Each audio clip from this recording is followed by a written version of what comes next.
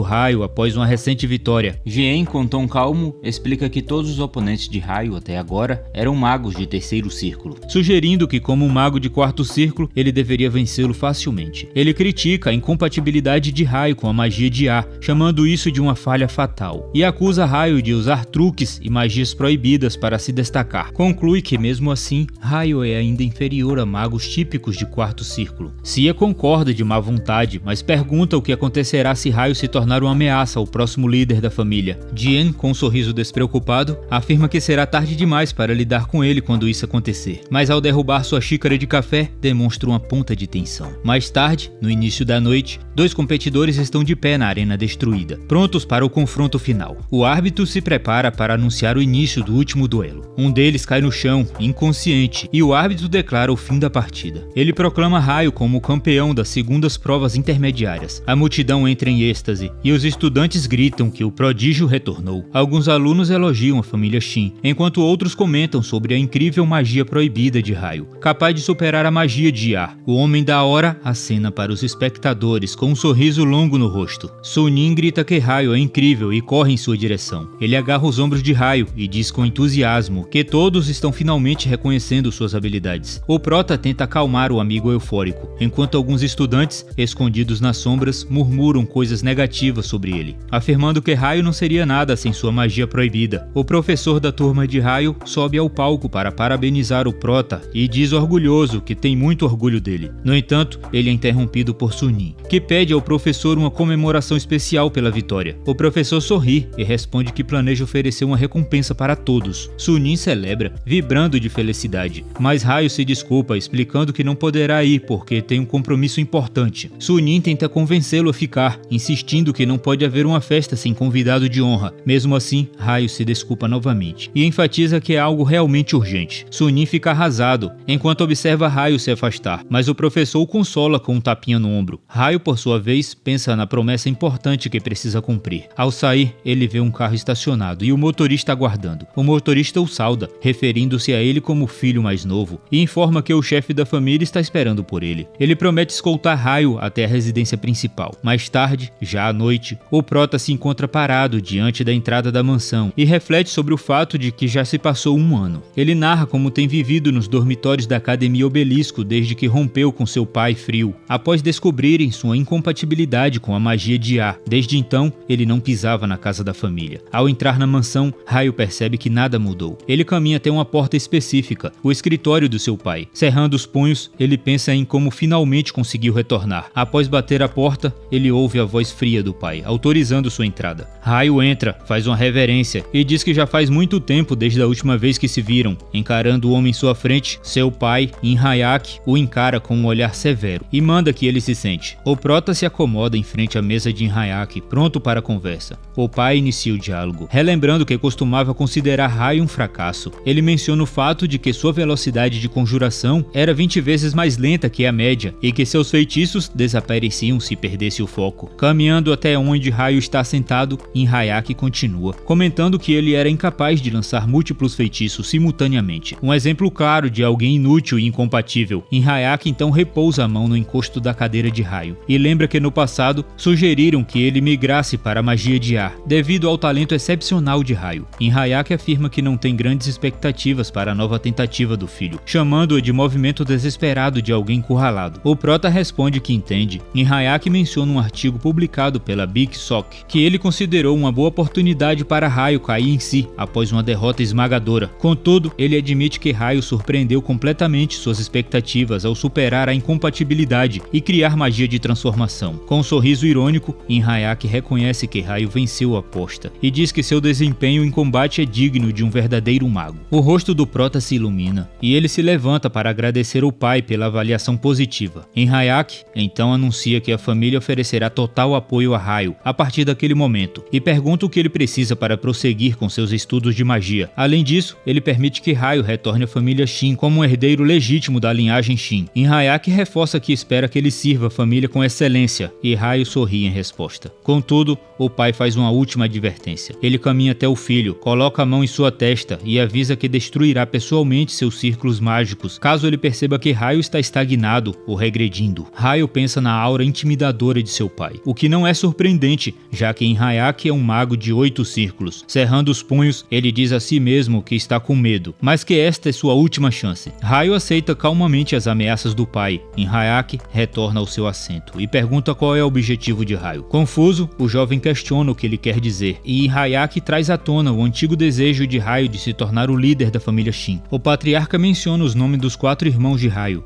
Jian, Sia, Inhayaki Jr. e Mi, e aponta que todos estão à frente dele. dele. Colocando a mão sobre o peito, Raio declara com calma e determinação que seu objetivo final é liderar a família Shin. Ele promete que antes disso fará todos na família o reconhecerem. Intrigado, In-Hayaki pergunta como ele pretende alcançar tal feito. O prota coloca um jornal sobre a mesa e revela sua intenção de participar da World Academy Olympiad, que ocorrerá em 2 meses. Trata-se de uma competição internacional onde jovens magos de academias de todo o mundo disputam o título. Com confiança, Raio afirma que trará a medalha de ouro para casa. Ele explica que a Olimpíada é um evento exclusivo para estudantes de até 20 anos. O palco dos sonhos que atrai a atenção global e eleva o nível de dificuldade. In-Hayaki lembra que o melhor resultado do país foi uma medalha de prata, conquistada pelo Lorde da Torre Azul, e questiona se Raio tem ciência de que suas declarações parecem realistas. O prota confirma, mas acrescenta uma condição. Ele pede que seus irmãos não interfiram em seus treinos durante os 2 meses que antecedem a competição. In-Hayaki reflete sobre o filho ousado que ousa uma medalha de ouro, que pode nem conquistar, como moeda de troca para exigir proteção imediata. Em circunstâncias normais, ele recusaria tal pedido, mas acaba sorrindo e dizendo que talvez não seja uma má ideia. No dia seguinte, o prota desperta no chão de seu quarto, coberto de livros espalhados. Os raios de sol atravessam a janela, e ele se levanta, questionando se adormeceu sem querer. Raio narra como começou a estudar os requisitos para o segundo teste assim que retornou da mansão. Ele já passou pelo primeiro teste, mas precisa superar o segundo para alcançar o terceiro círculo. Observando uma página vazia do livro Aidred, ele admite estar completamente perdido. Sua única pista é o conceito de ressonância, que exige alcançar o nível consonante, também conhecido como domínio do segundo círculo. Raio se concentra nas instruções de como manipular sua mana de acordo com os princípios do consonante. Ele coloca sua mão sobre a página vazia e murmura que as únicas pistas que encontrou até agora envolvem o anel do julgamento e o anel da ressonância, que devem se conectar de forma orgânica. De repente, os 2 anéis mágicos entrelaçados surgem diante dele. O anel em forma de trevo pousa sobre a página vazia do livro, mas nada acontece. Frustrado, o prota decide dar uma volta para clarear a mente. Mais tarde, naquele dia, Raio caminha pela cidade, pensando de como precisa manter a mente relaxada para raciocinar melhor. Ele fecha os olhos, inspirando o ar fresco, e decide se aprofundar ainda mais no estudo da ressonância. Enquanto caminha, toma o café da manhã. Ele ouve uma voz. Ao se virar, algo voa direto em seu rosto. Uma sacola de compras, atingindo Raio, que se abaixa gemendo de dor. Mas logo ouve uma voz feminina preocupada. Surpreso, ele olha para cima e vê a dela. Os 2 seguem caminhando juntos, e Raio pergunta por que a sacola dela voou em sua direção. A dela explica, rindo, que estava girando a sacola no ar de felicidade, e a sacola acabou escapando de sua mão. Raio diz que entende, e a dela se curva para pedir desculpas. Ele responde que está tudo bem, já que acabou ganhando um pouco de leite de banana também. Curioso, ele pergunta se ela ainda só bebe isso, e a dela confirma, dizendo que é a melhor bebida já criada pela humanidade. Ela mostra sua sacola, cheia de latas de leite de banana, e Raio se pergunta por que ela comprou tanto. Enquanto continuam a caminhada, a dela comenta que ouviu falar sobre a volta de Raio à casa da família. Com um sorriso no rosto, ele afirma que voltou à Torre Mágica no dia anterior. A dela sorri aliviada e pergunta se ainda é o sonho dele se tornar o líder da torre. O prota, surpreso, questiona se realmente disse algo assim. A dela confirma enquanto se recorda de uma conversa que tiveram na juventude, mencionando que costumavam falar sobre isso com frequência. Raio, então, responde que não é só mais um sonho, deixando-a dela chocada. Colocando a mão no peito,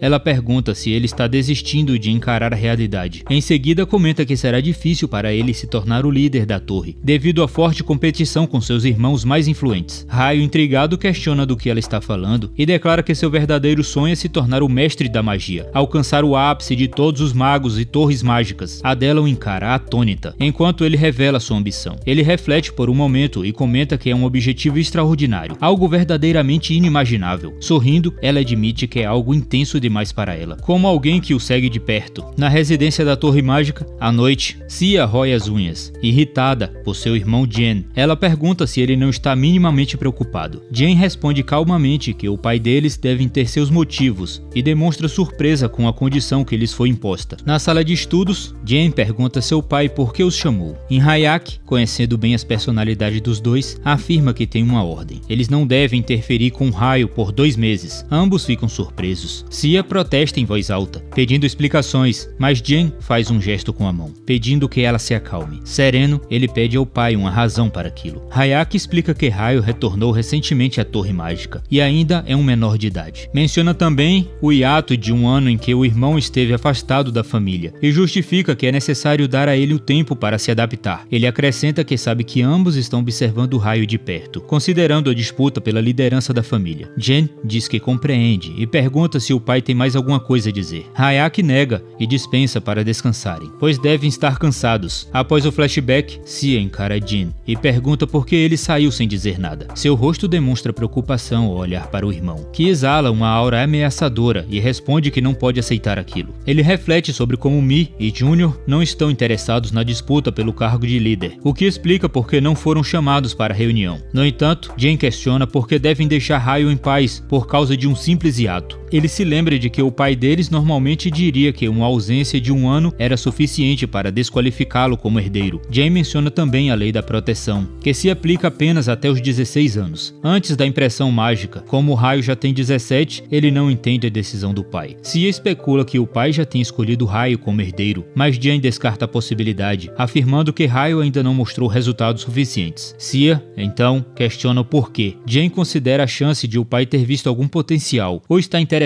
no misterioso sistema mágico de Ryo. Ele também levanta a possibilidade de um acordo secreto entre Ryo e o pai. Sia reage com um grito, perguntando que tipo de acordo seria esse. Ela, atrapalhada, afirma que algo está fora do comum e reclama que Ryo é irritante. Em seguida, pergunta ao irmão se deve retirar os espiões que ordenou que seguisse Ryo. Jen aconselha que ela os retire, a menos que tenha certeza de que eles não serão descobertos pelas sombras. A unidade de inteligência secreta da Torre Mágica, especializada em filtração, coleta e informações, e missões de escolta. Jen reforça que as sombras são infalíveis, e com um sorriso sinistro, revela que retirou toda a vigilância que tinha sobre Ryo. Sia pergunta o que ele fará agora, e Jen responde que vai sair. Jen deixa o quarto com um ar calculista, determinado a não ficar parado por 2 meses. Ele decide procurar a Torre Negra na Academia Obelisco. Na academia, o professor de Ryo anuncia que as avaliações do meio do semestre terminaram e parabeniza os alunos pelo esforço. Ele pede uma salva de palmas para Ryo, que conquistou o primeiro lugar. Confiante, Ryo se levanta sobre os aplausos e caminha até o professor para receber seu certificado. O professor o elogia, dizendo que ele pode ser considerado o melhor aluno de 17 anos do país e sugere que mantenha a posição por 2 meses e participe da Olimpíada Acadêmica. Ryo sorri e afirma que é exatamente o que pretende fazer. Enquanto volta para seu lugar, os alunos, tomados pela inveja, sussurram comentários maldosos, acusando Ryo de se exibir e afirmando que ele só venceu usando magia de visão. Alguns esperam que ele perca a reputação em 1 semana, mas Ryo ignora as críticas e retorna ao assento com um sorriso confiante. Mais tarde, Sunin se espreguiça e comemora o fim do dia, reclamando das longas aulas teóricas. Ryo lembra de que terão apenas treinamento prático no dia seguinte. Sunin tenta protestar, mas Ryo dá um leve soco em seu peito, relembrando que sempre aconselhou o amigo a se exercitar. Sunin se encolhe, protegendo-se de outro golpe, e questiona se Ryo é mesmo um mago. Ryo o chama de fraco, provocando sorrisos. Tentando se defender, Sunin retruca, chamando Ryo de mago fraco, mas logo percebe que não tem argumentos. Enquanto Ryo se afastava, ele provocou Sunin para treinar mais e superar sua fraqueza. Cerrando os punhos, Sunin jurou que, após vencer suas limitações, iria esmagar a cabeça de Ryo. O prota riu e perguntou se ele estava falando sério, sugerindo que treinassem juntos até o final do jantar. A expressão do Sunin mudou instantaneamente e Ryo questionou o significado daquele olhar. Nervoso, Sunin começou a suar. Gaguejando, disse que adoraria, mas estava em péssimas condições. Ryo insistiu para ele parar de enrolar e Sunin finalmente foi sincero. Ele não odiava fazer exercícios, mas detestava treinar ao lado de Ryo. Intrigado, o prota perguntou o que havia de tão ruim nisso, e Sunin respondeu que era assustador a forma com que todos olhavam para ele. Mais tarde, na sala de treinamento da Academia Obelisco, todos os presentes encaravam Ryo com incredulidade, enquanto ele treinava como um fanático obcecado. O prota fazia agachamentos com pesos descomunais, refletindo sobre o amigo preguiçoso que sempre tentava arrastar para a academia. Alguns alunos sussurravam, perguntando quem ele era e se o peso que estava levantando era algo que um ser humano podia suportar. Outros comentavam que ele era um calouro e havia conquistado o primeiro lugar na avaliação de meio de semestre. Ryo finalizou a série, deixando os pesos no chão, e ofegante, limpou o suor do rosto com uma toalha. Ele se lembrou de como havia negligenciado o treino físico, enquanto se dedicava a dominar a magia do estilo Bono. Bebendo água, Ryo trouxe à mente um detalhe importante do livro Eidred. O Círculo Infinito era uma vasta corrente mágica que percorria todo o corpo e interagia diretamente com o condicionamento físico. Isso significava que se o corpo tivesse forte, um círculo de magia robusto criava uma sinergia que aumentavam significativamente a eficiência da magia. magia. Ele subiu na esteira, determinado a equilibrar treinamento físico e magia para alcançar a condição ideal. No campo de treinamento prático, Raio se viu cercado por 3 monstros parecidos com panteras de caudas duplas e olhos amarelados brilhantes. As criaturas avançavam contra ele, mas o Prota esquivou-se com agilidade e conjurou um feitiço de vento, destruindo uma delas instantaneamente. As 2 restantes atacaram juntas, mas Raio desviou novamente, fazendo-as colidirem. Aproveitando a brecha, ele lançou um feitiço de fogo, finalizando as criaturas. O sistema da sala anunciou a conclusão do treinamento e atribuiu a Raio uma pontuação perfeita. O professor parabenizou o desempenho impecável, e Raio agradeceu com um sorriso largo no rosto. Mais tarde, enquanto descansava, ele olhou para suas mãos e percebeu que suas capacidades físicas haviam aumentado em 1,5 vezes,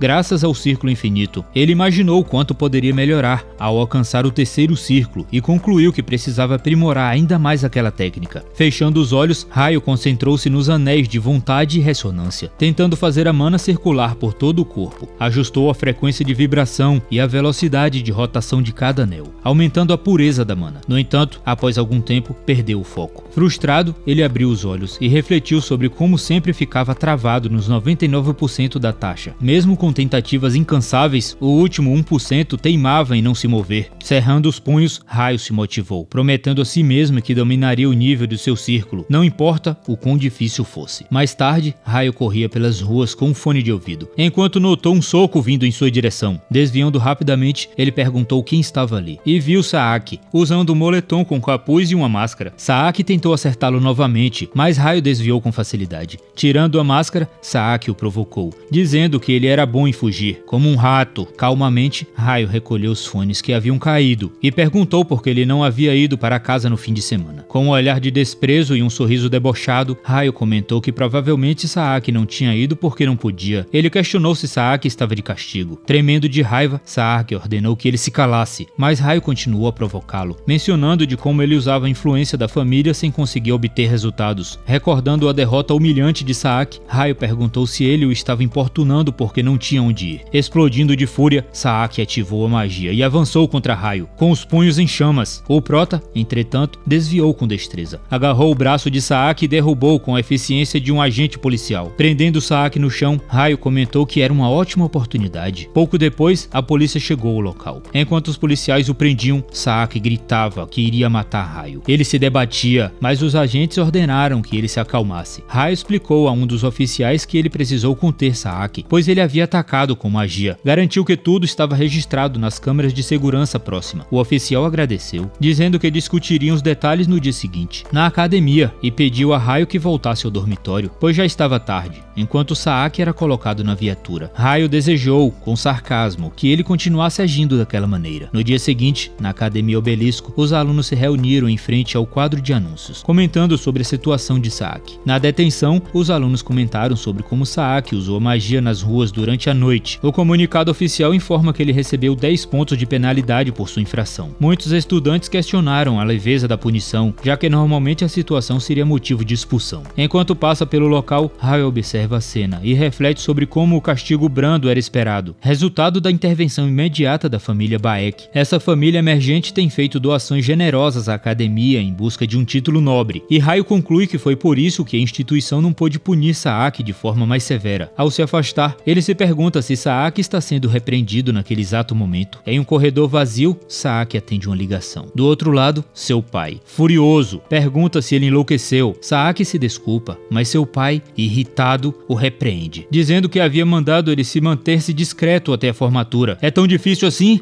Grita o pai, demonstrando sua frustração. Tremendo de medo, Saaki nega, e ouve seu pai afirmar que será culpa dele se a família não conseguir o título desejado. Após a ligação, Saaki, tomado pela raiva, arremessa o telefone contra uma pilastra e grita o nome de Raio com ódio, culpando-o por tudo. O professor Smith, de olhar astuto, aparece e comenta sobre o ressentimento fervente de Saaki contra Raio. Saaki percebe que é um instrutor e questiona o que ele está fazendo ali. Smith, com um sorriso enigmático, responde que odiar alguém é um direito dele. Em seguida, pergunta se Saaki deseja vingança, e a oferta desperta o interesse do garoto. Mais tarde, à noite, Raio está sentado em sua escrivaninha, cercado por livros. Ele pondera sobre a situação de Saaki e considera protestar a academia, mas desiste, pois conseguiu tirar proveito do ocorrido. De repente, ele recebe uma mensagem de seu pai, informando sobre as negociações feitas com a família Baek. Em troca do silêncio sobre sobre o incidente, a família Sim obteve 3% do direito de mineração pertencentes à família Baek. O pai parabeniza o esforço de Ryo e pergunta se ele gostaria de alguma recompensa. Lendo a mensagem com um sorriso satisfeito, Ryo reflete sobre a obsessão da família Baek em adquirir título nobre e como eles precisam manter boas relações com as famílias prestigiadas. Ele percebe que a família tomou a decisão certa ao resolver o incidente desta maneira, especialmente porque ele, a vítima, é um descendente direto da influente família Shin. Ryo conclui que Saaki não será mais uma ameaça, pois foi praticamente desertado da família Baek. Tranquilo, ele pega o livro Aidred e decide continuar seu treinamento. No dia seguinte, os corredores da Academia Obelisco estão movimentados. Ryo percebe que a situação está diferente, possivelmente devido ao controle mais rígido sobre os instrutores após o incidente de Saaki. Enquanto caminha, alguém o chama repentinamente. Ryo se vira com um olhar desinteressado e cumprimenta o instrutor Smith. O professor o encara por alguns segundos, criando um clima estranhamente desconfortável. Smith então comenta que percebeu que Ryo não gosta dele. Surpreso, Ryo nega com um sorriso falso, embora internamente confirme a afirmação. Smith diz que entende, pois admitiu ter dito algumas palavras duras no passado, mas insiste que eram conselhos sinceros, pedindo que Ryo não interprete mal. Ryo concorda superficialmente, mas pergunta qual é o motivo do comportamento súbito do instrutor. Com um sorriso calculado, Smith sugere que comece do zero e estende a mão para um aperto simbólico. Ryo retribui o gesto, mas no momento do contato, sente algo estranho e desconfortável. Smith, que agora exala uma aura sinistra, parabeniza Ryo por seu primeiro lugar no exame de meio de semestre e diz, com aparente sinceridade, que espera que ele encontre seu caminho. Ryo, entretanto, sente que algo está errado. Observando mais de perto, ele conclui que Smith está associado à Torre Negra. Diferente das 12 torres mágicas oficiais, a Torre Negra é um grupo não oficial, fundado por um mago conhecido como Mago Negro, composto por criminosos e renegados. Cerrando os dentes, Ryo questiona mentalmente se existem outros magos da Torre Negra infiltrados na escola, mas decide que isso não importa no momento. Seus olhos brilham com determinação, e ele percebe que precisa analisar o circuito mágico de Smith para entender a situação. Ryo rapidamente identifica que a magia utilizada é de controle mental. Ele sorri internamente, pois seu cérebro é naturalmente resistente a influências externas, o que significa que o feitiço não funcionou nele. Fingindo estar sob o efeito da magia, Ryo decide se infiltrar para obter informações sobre a Torre Negra. Smith, satisfeito ao ver os olhos de Ryo parecerem opacos, conclui que o feitiço funcionou. Com a personalidade agora revelada, ele xinga Ryo de inútil e se lamenta por ter tido que se desculpar anteriormente. Em um tom arrogante, ele entrega a Ryo um chip negro e ordena que ele carregue consigo sempre, comparando suas instruções a uma terapia de hipnose. Ryo, agindo conforme o esperado, finge obediência. Quando Smith exige que Ryo explique sua mutação mágica, o prota começa a fingir resistência, segurando a cabeça e gemendo de dor. Smith conclui que Ryo tem um desejo subconsciente de proteger o segredo de sua magia de visão e ordena que ele pare. Enquanto Smith acredita ter o controle, Ryo reflete sobre o feitiço de controle mental, uma magia que interfere diretamente no cérebro do alvo. Ele sorri internamente, determinado a usar essa situação ao seu favor. A magia de controle mental, capaz de amplificar emoções ou dominar a mente de um alvo, é o feitiço mais característico da Torre Negra. Ryo percebe que essa é uma magia perigosa, especialmente se utilizada por magos de círculos superiores, já que pode causar colapso mental no alvo. Baseando-se em suas pesquisas, ele se lembra que tentar extrair memórias específicas de alguém com uma força de vontade robusta pode levar à ruptura da mente. Ele confirma essa teoria, ao notar que Smith desistiu facilmente de questionar sua mutação, concluindo que isso não era o que ele realmente buscava. Smith, irritado, rosna que Ryo possui uma magia de visão que está acima de sua posição, o que o levou a tentar vendê-lo. Ele jura que não pode deixar a missão fracassar, e estalando os dedos, decide que tomará a magia de Ryo após completar a tarefa. Neste momento, Ryo finge recobrar a consciência. Smith age como se estivesse preocupado, e pergunta se ele está bem, afirmando que o jovem parecia disperso durante a conversa. Fingindo gentileza, Smith diz que não o incomodará mais, e deseja-lhe boa sorte antes de se afastar. Enquanto Smith se distancia, Ryo o observa com um olhar severo e segue em frente. Os outros estudantes, alheios à situação, conversam e caminham em pequenos grupos. Mais tarde, Ryo se senta em um banco do lado de fora e examina o chip negro que Smith lhe entregou. Analisando com cuidado cuidado, ele percebe que se trata de um chip ilegal de IA, geralmente usado para incriminar alguém. Ele conclui que o plano era destruir sua reputação ao acusá-lo de utilizar IA ilegal, uma manobra para manchar sua imagem através da mídia. Raio reflete que Smith não teria motivos pessoais para arruiná-lo, mesmo com suas diferenças. Isso leva o protagonista a deduzir que a Torre Negra foi contratada por outra pessoa. Estimando a gravidade da situação, ele pensa em Saak, mas conclui que o problema é grande demais para alguém que está em reclusão. Chega à conclusão que um de seus 4 irmãos está por trás disso. Primeiro, ele descarta a irmã mais velha, Mi, que não participa ativamente da competição pela sucessão. Depois pensa em seu irmão Hayaki Jr., mas conclui que ele não tem coragem para algo tão ousado. Restam, portanto, Dian e Sia como suspeitos principais. Raio pondera se deve capturar Smith e interrogá-lo, mas desiste, sabendo que a Torre Negra é altamente sensível a vazamentos de informações. Se Smith for capturado, provavelmente será um corte operacional, o que não ajudaria em nada. Diante disso, Raio decide agir de outra maneira e visita a Torre Azul para falar com Kangan, o mestre da torre. Ao entrar no escritório,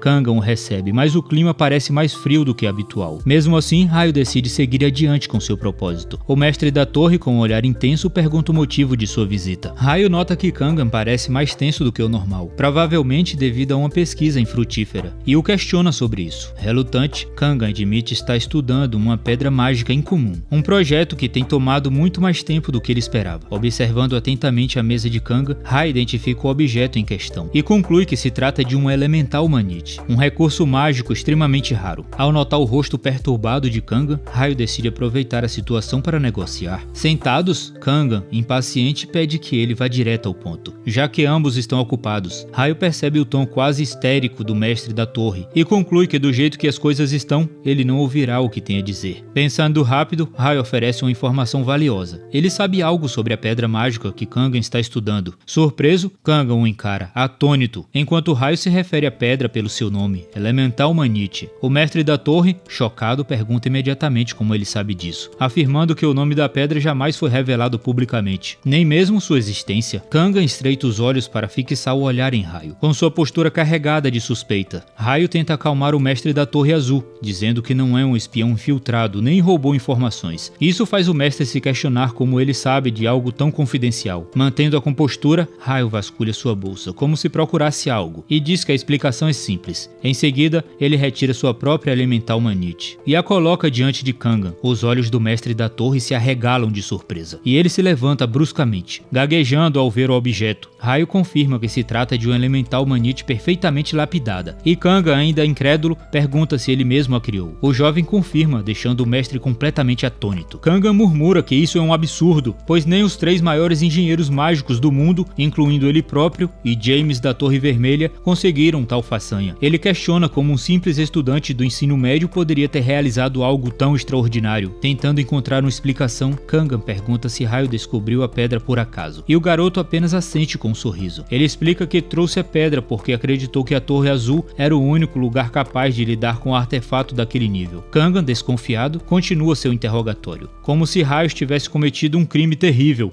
Ele pergunta como o garoto obteve a pedra, mas Raio responde evasivamente, dizendo que foi apenas uma questão de sorte. Com um brilho de inveja nos olhos, Kangan observa o garoto, comentando que ele deve ser incrivelmente sortudo. Raio apenas ri para disfarçar a situação, e Kangan decide não pressioná-lo mais, lembrando que magos têm direito de guardar seus segredos. O mestre pede para examinar a Elemental Manite de perto. Raio entrega a pedra, e Kangan, ao segurá-la, percebe que é a única conhecida capaz de conter os 4 elementos simultaneamente. Impressionado, ele adivinha que o jovem pretende usar a pedra para criar um artefato e questiona que tipo de item ele deseja. Uma arma? Um acessório? Uma vestimenta? Para sua surpresa, Raio responde que precisa de algo que aumente a eficiência de sua magia elemental. Kangan, especialista no assunto, compreende o pedido, mas ressalta que uma pedra mágica de tão alta qualidade exige materiais equivalentes e que o custo de criação seria astronômico. Com um sorriso astuto, ele calcula o valor em torno de 645 milhões e assume que a família Shin pagará pela despesa, já que Raio é um descendente direto. No entanto, Raio o surpreende ao recusar a ajuda da família, fazendo um gesto silencioso com o dedo nos lábios. Ele diz que deseja manter o projeto em segredo, longe da família e de todos os outros. Intrigado, Kangan o chama de esperto e pergunta como ele pretende pagar por algo tão caro. Raio responde que tem um método alternativo, deixando Kangan ainda mais curioso. Com um olhar firme, ele declara que criará a Elemental Manite ali mesmo, na frente de Kangan. O mestre, agora verdadeiramente interessado, pergunta pergunta se isso significa que Raio revelará sua técnica de criação. O jovem confirma, e Kangan, satisfeito, diz que o acordo cobre mais do que o pagamento. Além disso, ele se dispõe a oferecer algo extra em troca. Raio aproveita a chance para fazer mais um pedido, e revela o verdadeiro motivo de sua visita. Ele entrega o chip de IA ilegal que recebeu do instrutor Smith. Kangan examina rapidamente e reconhece o que é. Com um semblante sério, ele pergunta onde Raio conseguiu o objeto. Cerrando os punhos, o garoto explica que um mago da Torre Negra lhe deu o chip na Academia Obelisco e solicita a ajuda de Kangan para lidar com a situação. Mais tarde, naquela noite, o secretário de Kangan dá uma carona a Raio de volta ao dormitório. Ao chegar, o secretário o alerta para ter cuidado ao entrar e despede-se educadamente, mencionando que se verão em breve. Raio agradece e observa o carro partir antes de entrar em seu quarto. Exausto, ele se joga na cama e solta um bocejo. Enquanto relaxa, ele reflete sobre como foi sortudo ao descobrir que Kangan estava pesquisando uma elemental manite, o que permitiu manter tudo em segredo de seu pai. Satisfeito, ele sorri, pensando em como criará o artefato sem usar a recompensa que seu pai prometeu, os 3% do direito de mineração da família Baek. A situação havia mudado completamente a seu favor. Antes de adormecer, ele lembra-se do encontro com Kangan e como o mestre expressou dúvidas sobre a presença dos magos da Torre Negra na Academia Obelisco, dada a fama de segurança rígida da instituição. Kangan comentou que a única prova era o chip legal e que agir com base em suspeitas de um aluno seria arriscado. Mesmo assim, ele decidiu correr o risco. No dia seguinte, enquanto Raio caminha por um corredor movimentado, ele recebe uma ligação. Do outro lado, a voz pergunta se ele já chegou. Raio, ainda perdido em seus pensamentos, responde rapidamente e segue seu caminho. Raio, com confiança, diz ao interlocutor que seguirá o plano combinado e sai do corredor. Do outro lado da linha, o mestre da Torre Azul, Kangan, responde que não há com que se preocupar. Ele afirma que enquanto as informações forem precisas, a Torre Azul não cometerá erros. Sem mais delongas, Raio confirma que confia em Kangan e encerra a conversa, prometendo entrar em contato novamente. O jovem então entra em outra sala, onde um mordomo o recebe. Sentados à mesa de jantar, seus irmãos o observam. Com um sorriso enigmático, Raio anuncia sua chegada. A segunda filha da família Shin, Mi, sorri animada e diz que já fazia um bom tempo desde a última vez que viu o irmão mais novo. Raio responde brincando sobre como a aparência dela continua a mesma, como qualquer irmão faria. No entanto, o humor de Mi muda de repente, e ela pergunta desconfiada se aquilo foi mesmo um elogio. Apavorado, ele confirma rapidamente, e ela, satisfeita, retorna ao seu comportamento despreocupado. A irmã mais velha se aproxima, mede a altura do irmão com a mão e comenta, entusiasmada, que ele cresceu bastante, ao ponto de logo ultrapassar seu irmão, Hayaki Jr., o segundo filho da família Shin. Nesse momento, Hayaki Jr. caminha até ele com um sorriso amistoso e pede que Mi pare de dizer coisas tão sinistras. Colocando a mão no ombro de Raio, ele o recebe de volta, mas com sua habitual sinceridade comenta que não é fácil estar completamente feliz com o retorno do irmão. Raio agradece e comenta sobre como Hayaki Jr. continua tão direto como sempre. Mi, irritada, repreende o irmão mais velho por dizer algo tão desnecessário, mas o despreocupado Hayaki Jr., incapaz de perceber o ambiente, pergunta inocentemente se ele disse algo errado. Raio então desvia o olhar para os outros dois irmãos, que não demonstram entusiasmo com seu retorno. O filho mais velho,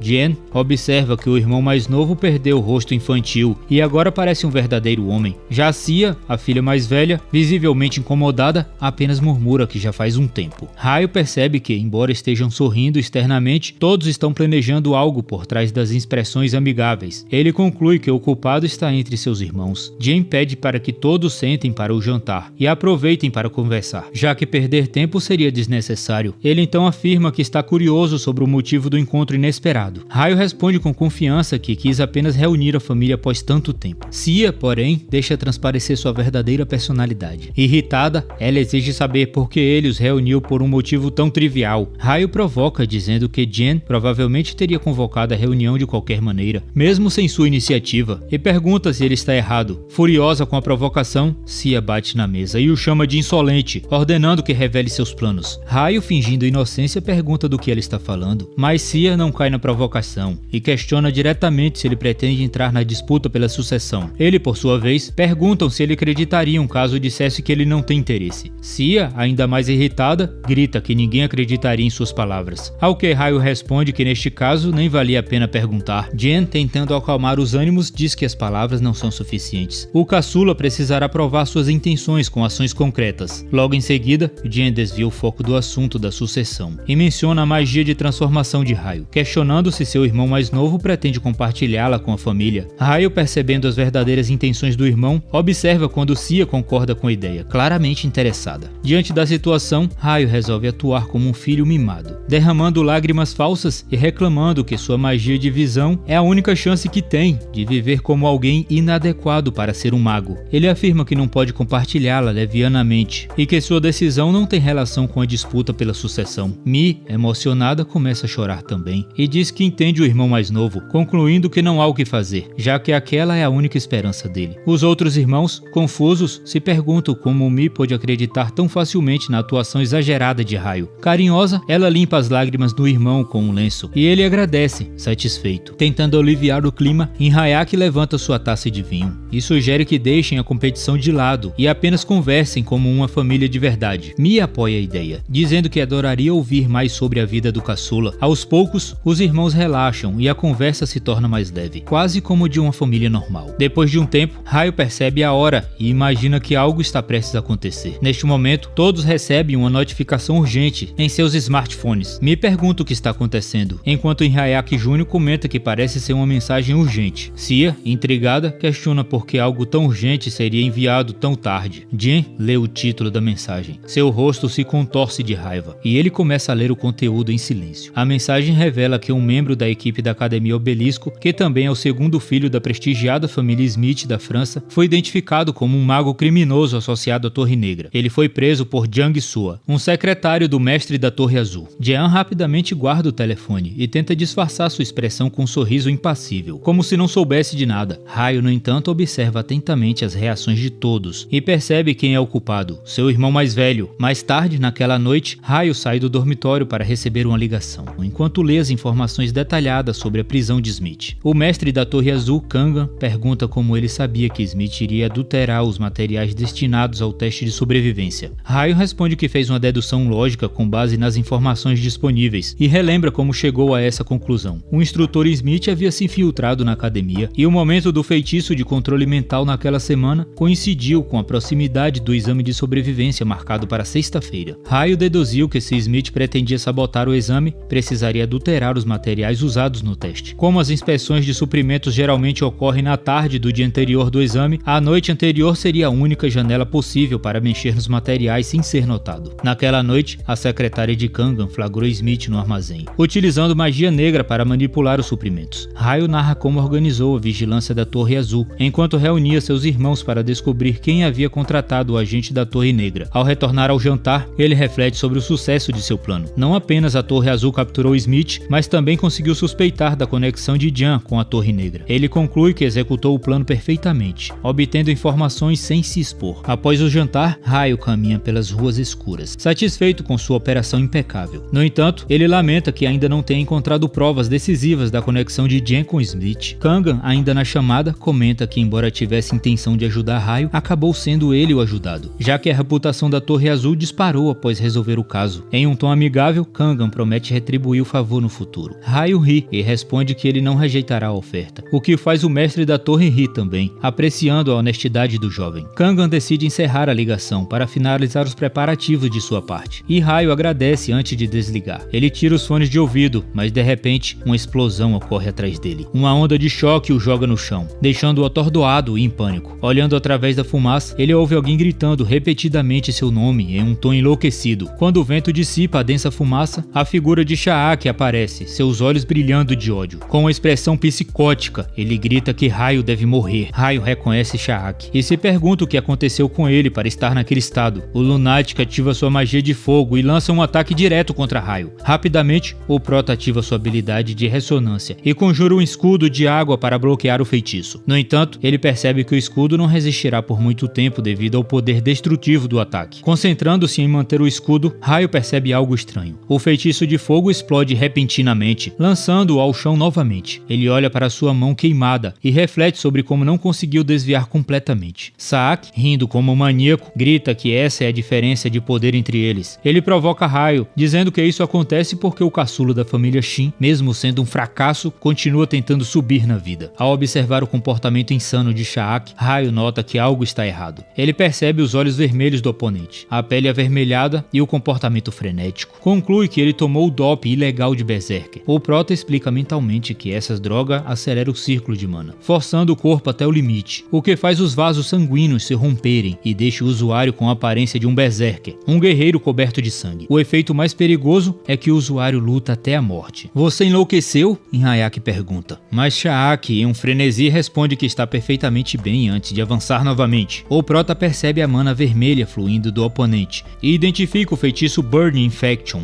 um feitiço de terceiro círculo. Shaaki, completamente fora de si, fecha a distância entre eles e declara que nunca se sentiu tão vivo. Com uma risada insana, ele coloca a mão próxima ao peito de Raio e ativa o feitiço de Burning Infection, jogando-o ao chão após o impacto. Raio tenta recuperar o fôlego, enquanto Shaaki, frustrado ao vê-lo ainda vivo, grita em fúria. O lunático leva as mãos na cabeça, como se tivesse uma enxaqueca, e questiona como alguém como Raio poderia bloquear sua magia 2 vezes. Enquanto Shaaki se debate, Raio lentamente se levanta, observando a cena com cuidado. Ele nota que os surtos de humor são outro efeito colateral do Berserker. No entanto, algo não bate. O aumento repentino de poder mágico de Saaki. Raio pondera, já que o Berserk não deveria amplificar a mana, independentemente da dose consumida. Decidido a investigar, ele prepara seu próximo movimento. Shaaki, ainda mais perturbado, percebe o olhar atento de Raio e rosna, perguntando o que ele está encarando. Sem perder tempo, Raio conjura seu feitiço de lança de vento. As lanças de ar avançam rapidamente em direção a Saaki, mas o maníaco bloqueia tudo com seu fogo e grita, furioso, perguntando por que Raio está usando uma magia inútil. O prota frio e calculista observa que o rival deveria ter sido mais cuidadoso com o vento. Lanças movendo-se a uma velocidade impressionante cruzam o espaço entre eles, enquanto Saaki tenta atacar, afirmando que não pensava que chegaria a esse ponto. O pânico toma conta de Saaki, que se pergunta como o adversário supostamente inferior conseguiu chegar abaixo dele tão rápido. Raio ativa o feitiço de flechas explosivas e percebe que atingiu o oponente. No entanto, a situação se inverte de repente. O lunático interrompe seu frenesi de pânico, aponta o dedo para o adversário que tenta atacá-lo de baixo e ativa um feitiço de fogo a queima-roupa. No calor do momento, o adversário percebe que é um feitiço de Flame Shotgun e desvia as balas de fogo enquanto pensa nas características desse feitiço. Após o bombardeio, ele ainda sofre dano e pergunta ao maníaco se ele o odeia tanto a ponto de usar o Ice Chip. Ao ouvir isso, Shaaki ri e declara que é um absurdo. O filho mais novo da família Shin reconhece que quem usa o chip legal não se lembrará de nada e questiona o lunático porque ele usaria algo assim em um lixo defeituoso. O psicopata ignora a pergunta, ativa um feitiço de vento e ordena que o prota morra em silêncio. Caso continue a falar besteira, o prota desvia das lanças de vento e começa a explicar os efeitos do Ice Chip. Ele aumenta o corpo do usuário, melhora a fórmula mágica e altera o poder e o alcance da magia. Após ouvir as palestras irritantes, Shaaki diz que não importa e continua disparando feitiços de lança de vento. Raio desvia dos ataques e declara que está pesquisando mudanças estruturais nos círculos mágicos, além da transformação de fórmulas mágicas. Ele menciona que devido ao seu trabalho, tornou-se extremamente sensível às mudanças causadas pelas amplificações de mana e aceleração de círculos. Raio, por sua vez, se pergunta se tem sorte ou azar por estar recebendo dicas tanto do chip legal quanto do Berserk. Enquanto isso, Shaaki, furioso, questiona o que ele está dizendo e começa a preparar outro feitiço de ataque. O jovem mestre, ativando sua magia, afirma que não está agradecendo a vida ou algo assim. Ele apenas decidirá se a batalha terminará ao amanhecer ou ali mesmo. Ele declara que subirá ainda mais, graças a Shaaki, e ativa a magia ressonância. Ele narra que aqueles que atingem esse estágio transcendem seus limites e reflete sobre seus últimos dias, que passou estudando o livro Aidred. Reconhece que há uma penalidade: combinar e acelerar diferentes tipos de círculos sobrecarrega o corpo e a mente. Ele entrelaça seus círculos de mana em uma forma de infinito e assume uma pose estranha, mencionando a duração dos círculos infinitos como o grande problema. Ele explica que ao atingir a segunda maestria de círculo e usar a magia ressonância, a duração é de 3 minutos, mas os círculos ficarão ativos por 12 horas. O lunático, desconfiado, pergunta o que o rival está dizendo e se ele está com medo. Raio fecha os olhos, menciona a duração de 3 minutos e afirma que será tempo suficiente. Logo em seguida, o sucessor do estilo Bono toca o chão e ativa o feitiço Earth Needle. Agulhas mágicas avançam em direção ao oponente insano e uma delas perfura sua coxa. O psicopata grita de dor e percebe que é uma magia de terceiro círculo, questionando como um mago que só usa magia de segundo círculo conseguiu tal feito. Ele aproveita o momento e lança um feitiço de fogo, implorando para que seu adversário morra. O prota, por sua vez, ativa um Aether Shield para bloquear as chamas. O psicopata insulta, chamando de idiota, e zomba do escudo, dizendo que ele não bloqueou o feitiço antes. Contudo, ele fica chocado ao ver o escudo de água dissipando as chamas. Com confiança, o prota sorri e declara que seus feitiços feitiços não o alcançarão mais. Enfurecido, o psicopata começa a gritar o nome do prota, repetidamente, como se isso pudesse consertar a situação. Ele avança contra o adversário, reclamando como ele se fortaleceu usando doping ilegal. O prota, calmo, declara que a batalha acabou e diz que não sente pena do oponente, pois ele trouxe isso sobre si mesmo. O chão sobre os pés de Raio começa a ondular como água, e o prota ativa um feitiço de escuridão. Sha'ak, confuso, pergunta o que está acontecendo. O garoto da família Shin, agora oculto nas sombras, diz que tudo seria diferente se o psicopata não estivesse obcecado em matá-lo. A escuridão desestabiliza o lunático, que exige que ele pare de se esconder. No entanto, o jovem Shin conjura feitiços consecutivos. Pássaro da terra e pássaro do ar. Correntes de vento prendem o corpo de Sha'ak, enquanto a terra agarra seus pés. Sha'ak, sem entender os feitiços, ouve o prota afirmar que é tarde demais. O garoto Shin diz que a única misericórdia que ele pode oferecer é acabar com isso de forma rápida e sem dor. O maníaco rebate, alegando que o prota é o motivo de sua vida fracassada. O garoto responde calmamente, perguntando se ele realmente acredita nisso, sugerindo que Sha'ak apenas encontraria outra pessoa para o culpar. O prota circula ao redor do oponente, que está cego pela escuridão, e ignora seus surtos de raiva. Finalmente, ele alcança o iShip, preso à nuca do viciado, e pergunta se ele sabe por que as pessoas evitam usar modificações ilegais. Além dos efeitos colaterais físicos, o lunático confuso pergunta que o protagonista está falando, mas o garoto Shin segura o chip firmemente. Sha'ak, ainda imobilizado, começa a grunhir de dor, e Raio explica que sincronizou sua frequência de mana com o chip superaquecido. Ele pergunta como se sente, notando que deve doer como um inferno, mesmo com a ajuda do Berserker. O viciado ofegante implora para que ele pare. Há saliva escorrendo de sua boca, mas Raio o ignora. O protagonista menciona que uma inteligência artificial sobrecarregada e um corpo forçado além dos seus limites colapsam facilmente com um estímulo extremamente leve. Colocando a mão novamente sobre o iShip da nuca de Sha'ak, ele intensifica a dor, fazendo o oponente gritar ainda mais alto. Após um tempo, Raio interrompe a tortura e agradece ao perdedor patético, afirmando que graças às suas trapalhadas, ele provavelmente conseguirá mais vantagens da família Baek. Algo entre 30 e 40% dos direitos de mineração das pedras de mana. Lágrimas escorrem pelos olhos de Sha'ak, que finalmente percebe que foi manipulado. Raio, ainda sarcástico, agradece novamente enquanto conjura círculos infinitos na palma da mão e os aplica no iShip, estimulando ainda mais. Os gritos de dor de Sha'ak ecoam enquanto sua mente se fragmenta e seu corpo desaba. Em seguida, Raio pega o smartphone e liga para seu pai. Ao atender, o pai pergunta o motivo da ligação tão tarde da noite. Raio responde que sabe que o pai está assistindo tudo, explicando que isso ficou evidente pela ausência de estudantes ou policiais, apesar da enorme confusão nos dormitórios. O pai confirma que os alunos foram evacuados, mas diz que Raio ainda não tem informações suficientes para acusá-lo de manipular a polícia. Raio ri e afirma que muitas pessoas poderiam conter a polícia, mas só o pai assistiria calmamente até o fim da luta. Ele observa que qualquer outro teria interferido ou apunhalado pelas costas, mencionando de forma pensativa Jian e Xia. Ele agradece a ordem de proteção do pai e nota que seus irmãos mais velhos não conseguiram mantê-lo sob vigilância. O pai ri e admite que Raio tem razão. Neste momento, Raio percebe um homem mascarado saindo das sombras, e o pai revela que designou um homem para protegê-lo fora dos dormitórios da Academia Obelisco. Os homens mascarados da guarda sombria de Shin surgem para limpar os vestígios do corpo de Sha'ak. E da cena da luta, o chefe da família Shin comenta que seu filho mais novo sabia que estava sendo vigiado e pergunta por que não pediu ajuda antes. Raio responde que queria exibir sua magia de 3 círculos. Ao ouvir isso, o pai desconfia, afirmando que é estranho ele ter evoluído tanto em tão pouco tempo, e pergunta se ele estava escondendo sua capacidade de usar magia de 3 círculos. Raio mente, confirmando sua suposição do pai, enquanto pensa que usou a ressonância e o domínio da magia de 2º círculo para realizar seu feitiço. Ele justifica a omissão, dizendo que ainda carece de poder. Em sua mente, ele se tranquiliza, pois o Shadow Second está usando magia de bloqueio sonoro e ilusão para isolar o local. O pai elogia sua performance e diz que enviou um carro sem hesitar, pedindo que o filho volte para casa. Raio sorri com determinação, agradece e responde que o verá em breve. A ligação termina e Raio olha para o smartphone com um sorriso confiante. Seu pai, orgulhoso, dá uma risada alta e se pergunta o que o filho tem feito no último ano para ter tanta confiança naquela luta. Raio cumprimenta Seakan, dizendo que já faz um tempo. O Homem das Sombras retira a máscara e confirma, dizendo que também sentiu falta de ver o jovem mestre. Seakan se aproxima e observa o ferimento no rosto de Raio, ativando sua magia. Ele explica que se trata apenas de um primeiro socorro, afirmando que o restante será tratado pelos médicos da família. Raio agradece e pede assistência dele com o acompanhamento. Enquanto caminham para longe, Seakan recoloca a máscara e comenta que a situação não se espalhará para fora do local. Mais tarde, naquela noite, Jen, preocupado, está na torre de magia, refletindo como as coisas estão saindo do controle. Ele ajusta a gravata e subitamente percebe uma figura estranha sentada no escuro. O homem, com a identidade oculta, pergunta ao filho mais velho da família Shin se ele finalmente terminou o trabalho. Em tom irônico, diz que pensou que esperaria para sempre e elogia o conforto do sofá onde está sentado. Jen pergunta se ele pertence à Torre Negra, mas o homem misterioso responde que ele é apenas azarado. Ele comenta que não acreditou quando um agente da Torre Azul interferiu e arruinou o trabalho. Rindo, ele admite que não tem desculpas, pois já foi preso antes. O filho mais velho, irritado, observa que a situação não é para risadas e lembra ao homem que ele se gabou que não falharia. Logo, Jen, furioso, cerra os dentes e pergunta o que o homem pretende fazer agora. O estranho, ainda rindo, se desculpa pelo hábito de rir demais e afirma que devolverá a comissão, já que a missão falhou. Ele garante que cuidará dos vestígios do incidente de forma discreta. Ao se levantar, o homem diz que Smith morrerá antes do amanhecer. Jen, impassível, responde que a vida de Smith não lhe interessa, mas reclama que o louco deu o iChip e o Berserk para uma criança, e também o chip para Saaki, e exige saber o que estão planejando com tudo isso. O homem diz a Jen para não se preocupar, pois Saaki já está cerebralmente morto. Jen entra em pânico e exige saber o que ele quis dizer com morto cerebral. Como se explicasse a situação a uma criança despreocupada, o homem revela que Saaki atacou o filho mais novo da família, sozinho, e agora está sofrendo os efeitos colaterais. Jen responde que não se importa com Saaki e pergunta o que aconteceu com seu irmão mais novo. O homem revela que se feriu, mas já está tudo resolvido. Jen, irritado, pergunta se ele está fazendo jogos de palavras, mas o homem confirma sua declaração. O irmão mais velho pergunta se seu caçula venceu um oponente dopado com Berserker e o chip. O homem confirma, mas ressalta que não é exatamente isso. Ele explica que um Shadow testemunhou a cena, mas não sabe se ele estava lá para vigiar ou proteger o irmão de Jen. O homem acrescenta que o Shadow lançou magia de isolamento e bloqueio, impedindo-o de assistir o desfecho da batalha. Jen percebe o envolvimento de Shadow e pergunta se o homem sabe desde quando ele começou a seguir seu irmão. O homem admite que também não sabe, dizendo que a última vez que viu Shadow foi quando o raio rompeu com o cliente VIP. Jen reflete sobre a situação e questiona por que o líder dos Shadow agiu pessoalmente. Ele decide que é melhor evitar incomodar seu irmão por enquanto, especialmente se o Shadow estiver se movendo. Jen pergunta sobre o chip que está com raio, mas o homem da Torre Negra tranquiliza, dizendo que o chip possui um código de autodestruição pré-gravado e confirma que já foi destruído. O homem pergunta se Jen tem mais alguma dúvida. Ele responde que não. Pouco depois, o mago da Torre Negra se retira em direção à janela, avisando que precisa ir embora, pois tem outros assuntos a resolver. Jen assiste calmamente enquanto o homem salta pela sacada e pensa que precisa eliminar todas as evidências para que Saaki não descubra nada. Ele conclui que não será difícil quebrar as magias de segurança da casa e decide agir rapidamente. Enquanto isso, o mago da Torre Negra flutua pela cidade com sua capa preta ondulando ao vento. Dias depois, Raio fecha o livro de Aidred e se espreguiça, sentindo o corpo dolorido. Ele recorda o que ouviu do Lorde da Torre Azul. Smith morreu repentinamente ao ser transportado, segurando o coração. Apesar de suas expectativas, Raio não imaginava que se sentiria tão impotente. Ele supõe que o caso de Saaki foi resolvido, já que não recebeu notícias de Saaki. Seu smartphone vibra, exibindo uma mensagem de seu pai. Ao abrir, Raio fica incrédulo ao ver que seu pai fez algo fora do comum. Enviou várias mensagens seguidas. Na mensagem, seu pai relata o sucesso das negociações e revela que garantiram 43% dos direitos de mineração de mármore da família Beak. Ele elogia o bom trabalho de Raio, afirmando que os projetos da família não terão falta de recursos. Ao ler a mensagem, Raio sorri satisfeito e comenta que está feliz com o resultado. Agora, o que resta é o grande confronto entre os melhores magos da primeira divisão da academia, na Olimpíada. Subitamente, Raio sente seu círculo de mana se movendo novamente e percebe que a penalidade de 12 horas da habilidade usada na luta anterior terminou. Ele fecha os olhos, aperta o punho e pensa em seu próximo objetivo: alcançar o terceiro círculo. Determinadamente, ele abre a próxima página do livro de Aidred, coloca a mão sobre o círculo mágico desenhado e é sugado para dentro do livro mais uma vez. Pouco depois, ele abre os olhos. Em um espaço brilhante, se pergunta se aquele também é um mundo dentro do livro. Uma garota que se parece com Alpha surge atrás dele, apresentando-se como Beta. Ela explica que será responsável pela segunda página do exame. Raio questiona se o teste será semelhante ao primeiro, lembrando-se de que o administrador anterior, Alpha, o incumbiu de refinar uma pedra elemental. Beta esclarece que o segundo exame é focado na capacidade do sucessor de manipular os círculos de mana livremente. Ele revela que se passar, as páginas 32 a 81 álbum contendo informações sobre a magia de 3 círculos serão desbloqueadas. Suas palavras animam o jovem, pois o número de páginas é maior do que ele esperava. Empolgado, Raio comenta que é uma ótima oportunidade, mas supõe que o nível das magias de 3 círculos será muito superior aos das avaliações públicas. Mesmo assim, decide enfrentar o desafio, apesar de sentir um certo receio. Sem perder tempo, Beta declara o início do exame e desaparece. A voz do instrutor chama Raio de discípulo e anuncia o conteúdo da segunda prova. Raio reconhece a voz imediatamente. É a de seu mestre. O mestre explica que 100 círculos mágicos aparecerão em sequência e ordena que ele os ative assim que o teste começar. Raio estende a mão para ativar o primeiro círculo. Seu mestre explica que os círculos se ativam naturalmente se ele alinhar seu círculo ressonante com os círculos mágicos. Ao ativar o círculo, Raio percebe que a aparência dele muda de forma repentina. O mestre acrescenta que o tempo de recarga de cada ciclo é de 3 segundos e avisa que caso falhe em ativar o círculo nesse intervalo, ele retornará ao início. Perdido em pensamentos, Raio percebe que não poderá apenas memorizar os movimentos e repeti-los. Ele nota que o desafio será mais complexo do que imaginava e o mestre, firme, continua a guiá-lo. O mestre explica que a ordem dos círculos mágicos muda a cada tentativa, tornando truques superficiais inúteis. Raio sorri, determinado, como se já esperasse por isso, e se prepara mentalmente para o desafio. Estende a mão e começa a ativar os círculos mágicos. Mais tarde, ele sai do livro, frustrado. Ele comenta que depois de 8 horas de treino intenso, conseguiu ativar no máximo 10 círculos mágicos. Apesar do cansaço, conclui que é um bom começo, pois está pegando o jeito. Refletindo sobre o problema, decide procurar por pistas e começar a ler o livro de Rai, anotando tudo que considera relevante. Durante a leitura, ele encontra uma mensagem do autor, que menciona ter escrito outros livros para consulta e aconselha o leitor a procurá-los caso encontre algum obstáculo. Raio percebe que o livro de Eldred não contém tudo o que precisa e conclui que em algum momento será necessário encontrar outros volumes. Ele pensa que nem sequer sabe o nome ou a localização desses livros. Na movimentada cidade, o jovem sai para caminhar pelas ruas, buscando um pouco de ar fresco e distração. Entretanto, entrando em uma mercearia, ele encontra Della na entrada, carregando uma sacola cheia de latas de leite de banana. Pouco depois, os dois sentam-se em um banco do lado de fora, bebendo as compras que fizeram. Raio comenta, brincando, que parece que eles se encontram com frequência e a Della confirma. Ele percebe que ela tem olheiras profundas e pergunta se ela passou a noite em claro. Aflita, a Della tenta esconder o rosto e admite que estava lendo um artigo interessante, oferecendo o e-book para que ele possa dar uma olhada. O título chama a atenção de Raio: Viabilidade da magia relacionada às viagens no tempo e espaço. Ele ri, dizendo que parece um livro falso. A Della, envergonhada, admite que não sabe, mas insiste para que ele leia. Movido pela paixão e pelo assunto, Raio resolve dar uma chance. Enquanto lê, a Della bebe seu leite de banana. Após um tempo, ele devolve o e-book, admitindo que o conteúdo é surpreendentemente bom. Os dois quase simultaneamente apontam o mesmo problema: o livro não tem conclusão. Neste momento, Raio se surpreende ao encontrar informações sobre os livros deixados por Rael Bono, o seu mentor, e pergunta a Della quem é o autor do e-book. Confusa, ela gagueja e responde que é um tal de Sr. Goag-gun. Mais tarde, Raio pesquisa o nome de Goag-gun em seu computador, buscando mais informações. Ele descobre que o pesquisador de magia não possui filiação, nem idade ou gêneros conhecidos. O único trabalho publicado é o que ele viu no e-book de Adela. Ao concluir sua pesquisa, ele percebe que essas são as únicas informações acessíveis para um estudante comum. Sorrindo, ele pega o smartphone e liga para o mestre da Torre Azul. Do outro lado, o mestre Kangan, exausto após uma noite inteira de pesquisas, atende e pergunta o que Raio quer. O garoto, astuto, responde que tem uma proposta mutuamente benéfica. O cansaço desaparece do rosto de Kangan e ele demonstra interesse imediato na conversa. Mais tarde, Raio leva Sunin para um duelo de treino na sala de treinamento da Academia Obelisco. Circulando seus círculos de mana, ele lança feitiços básicos de aero. Sunin, suando, reclama que os métodos de Raio são desleais. Raio, despreocupado, explica que está usando apenas feitiços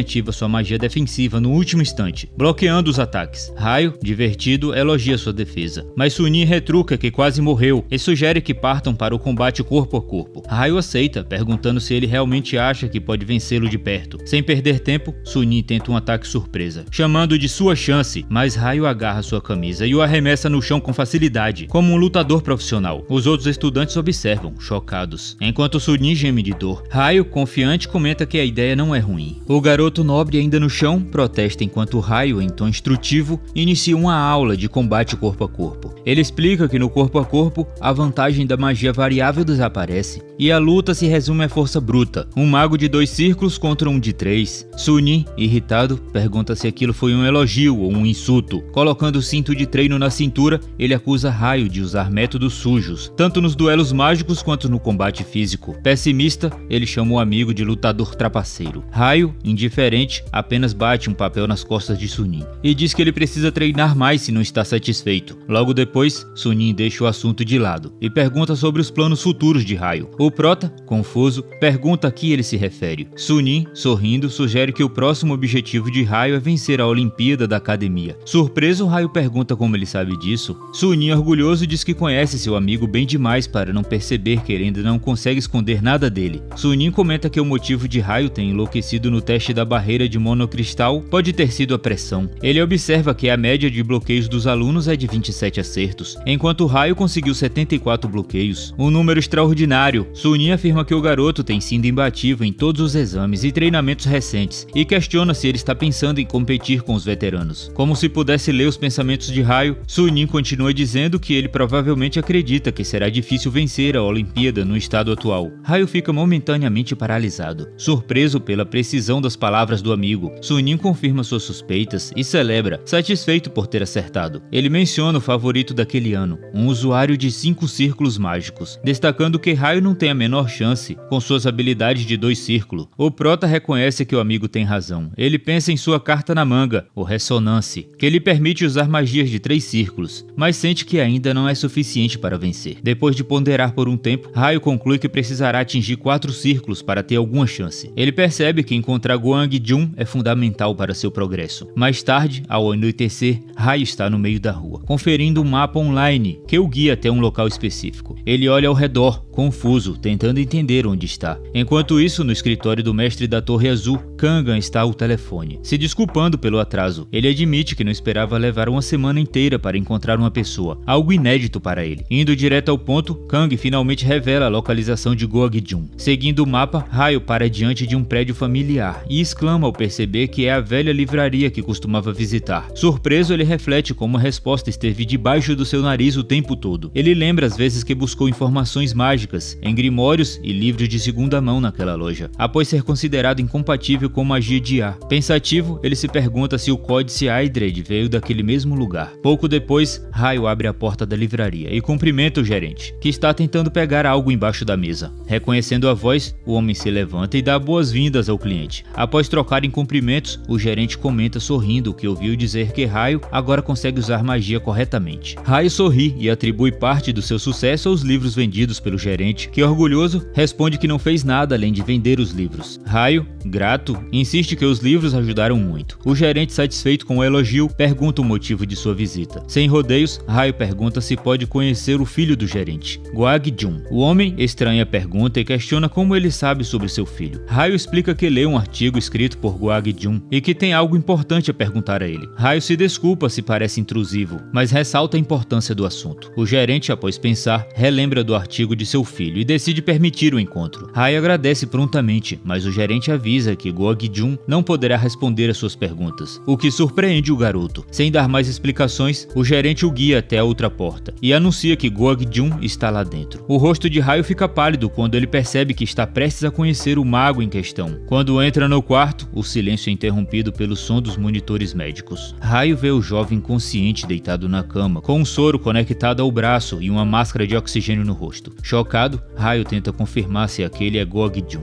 mas o gerente interrompe, dizendo que aquele é realmente seu filho. Sentado no quarto, Raio finalmente pergunta o que aconteceu com ele. O gerente, com uma expressão pesada, decide contar. Ele revela que seu filho violou o maior tabu dos magos. Circulou mana diretamente em seu cérebro. As palavras do gerente fazem Raio congelar, pois ele percebe que fez exatamente a mesma coisa. Preocupado, ele pergunta o motivo de Guang Jun ter feito algo tão perigoso. O gerente explica que foi necessário para comprovar uma teoria incompleta, que entrou em colapso no meio de sua pesquisa. Ao relembrar o momento em que seu seu filho lhe disse que não tinha escolha, ele lamenta de não tê-lo impedido, independentemente das consequências. Raio olha para o jovem inconsciente e se pergunta o quão perto ele chegou de dominar a magia que ele mesmo está usando. O gerente, percebendo sua curiosidade, pede desculpas e afirma que não poderá satisfazê-la. Ele diz que Gorg-jun ficaria feliz em falar com Raio, mas o prota o tranquiliza, dizendo que está tudo bem e que não queria complicar ainda mais o sentimento do homem. Colocando a mão no ombro de Raio, o gerente o consola, dizendo que ele é diligente e que vê nele o mesmo amor pelos livros que via em seu filho. Ele admite que isso faz sentir feliz. Mais tarde, os dois voltam para a área principal da livraria e pergunta se seria pedir demais ver o livro que Gorg-jun usou em sua pesquisa. O gerente reflete por um momento. Após uma pausa, decide permitir. O gerente, querendo evitar que os livros apodreçam na estante, diz a Raio que lhe dará o livro, sobre duas condições. Primeiro, ele pede que Raio mencione o nome de seu filho pelo menos uma vez, caso escreva um artigo sobre magia especial após ler os livros dele. Raio aceita prontamente e promete cumprir a condição. A segunda exigência é que ele nunca, sob hipótese alguma, deve enviar mana para o cérebro. Surpreso, Raio concorda, e o governante o guia até o local onde os livros estão guardados. Ao entrarem na sala de Gorg-jun, o gerente mostra todas as obras que seu filho estava estudando. Raio vasculha as prateleiras enquanto o gerente procura o livro específico. Algo em um dos livros chama a atenção de Raio, mas antes que ele possa investigar, o livro cai sozinho da prateleira. Intrigado, ele o pega e percebe que o volume se assemelha ao livro do Eidred. Curioso, Raio pergunta ao gerente sobre o livro. O homem responde que era um volume que Gorg-jun carregava consigo, como se fosse algo muito precioso, e sugere que Raio leia, pois talvez ele encontre a resposta para suas dúvidas. Sem hesitar, o jovem abre o livro e nota a caligrafia terrível. Ele rapidamente conclui que foi escrito pelo seu mestre. Animado, pergunta se pode levá-lo. O gerente permite e diz que Raio pode pegar qualquer outro livro que precisar. Raio agradece, mas antes de sair, pergunta se há outros livros escritos no mesmo estilo daquele que encontrou. O gerente reflete por um momento,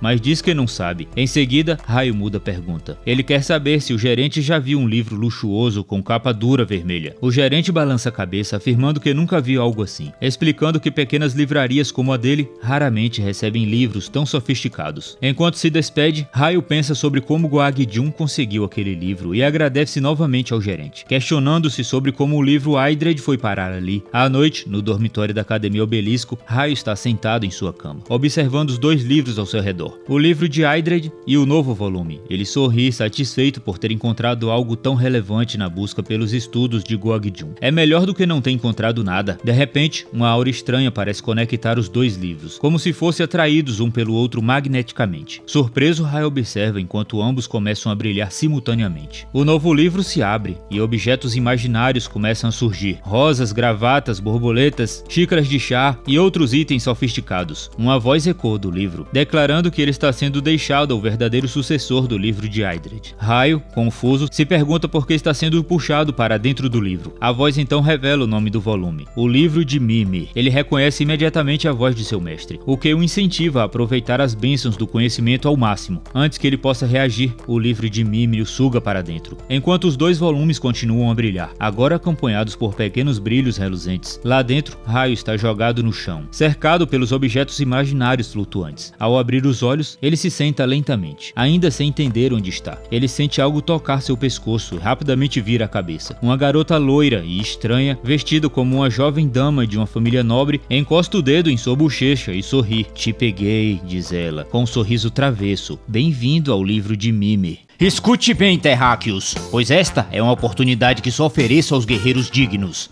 Finalmente, o Seja Membro está ativo. Deixe-me explicar. Tornando-se membro, você ganha algo mais do que a simples glória. Você terá acesso antecipado aos vídeos, vai saber os segredos antes dos outros e provar o seu valor. Além disso, como membro, seu nome será imortalizado. Sim, imortalizado, como um protagonista de um verdadeiro manhwa. Imagine isso, uma lenda terráquea com seu nome. E isso não é tudo. Membros terão acesso a vídeos exclusivos, algo especial para guerreiros que merecem um conteúdo poderoso. E ainda poderão falar diretamente comigo pelo WhatsApp. Sim, eu me dou o trabalho. Afinal, até guerreiros lendários precisam se conectar. Mas atenção, isso não é para qualquer um. Apenas os mais bravos, os que realmente entendem o valor de fortalecer a causa, vão ajudar este canal a trazer um vídeo novo todos os dias. pense bem, cada vez que você apoia, está incentivando uma nova criação, um novo capítulo dessa jornada, porque quando os Saiyajins lutam juntos, somos imbatíveis. Então, o que está esperando? Torne-se membro agora, mostre que é mais do que um simples espectador, prove que é digno do poder Saiyajin. Este canal precisa de guerreiros fortes, e você está sendo convocado.